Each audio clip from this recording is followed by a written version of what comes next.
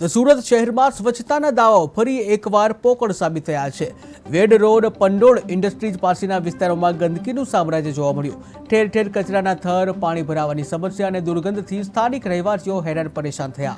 ચોમાસાની ઋતુમાં મચ્છરજન્ય રોગચાળો ફાટી નીકળવાની ભીતિ વચ્ચે મહાનગરપાલિકા તંત્રની ઉદાસીનતા સામે પ્રશ્નો ઊભા થઈ રહ્યા છે।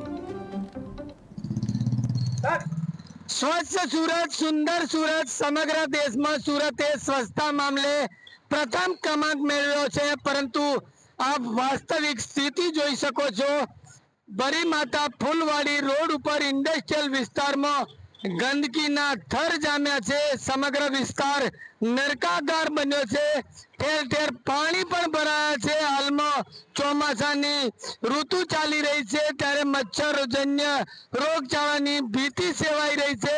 સુરત મહાનગરપાલિકાનું આરોગ્ય તંત્ર કુંભકર્ણની નિંદ્રામાં હોય એવું જોવા મળી રહ્યું છે। આપ જોઈ શકો છો, અહીંથી પસાર થતા લોકો હાલાકી ભોગવી રહ્યા છે। ઠેર ઠેર ગંદકીના થર અને પાણીનો ભરાવો જોવા મળી રહ્યો છે। પાણી નિકાલની યોગ્ય વ્યવસ્થા ન હોવાથી રોજબરોજ આ સ્થિતિનો લોકો સામનો કરી રહ્યા છે। આપ જોઈ શકો છો, સમગ્ર જે વિસ્તાર છે તે કચરાના ઢગમાં ફેરવાયો છે અને પાણી ભરાવાને લઈને મચ્છરોનો જે ત્રાસ અહીંયા જોવા મળી રહ્યો છે। સ્થાનિક લોકોએ વારંવાર રજૂઆત કરી, પરંતુ કાયમી નિરાકરણ નથી આવતું। આપ જોઈ શકો છો, મનપાના જે આરોગ્ય વિભાગના અધિકારીઓ પણ અત્યારે જોવા મળી રહ્યા છે। ખાસ કરીને આપ જોઈ શકો છો, સુરત મહાનગરપાલિકા દ્વારા ક્યાંક ને ક્યાંક સ્વચ્છતાના નામે મોટા મોટા જે દાવા કરવામાં આવી રહ્યા છે, પરંતુ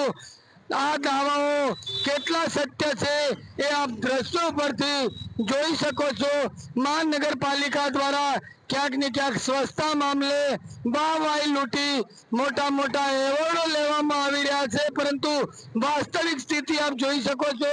ઠેર ઠેર જે ગંદકીના ઢગલા જોવા મળી રહ્યા છે। ખાસ કરીને અહીંના સ્થાનિક લોકો ખાસ કરીને રોગચાળાની ભીતિમાં સપડાય તો નવાય નહીં।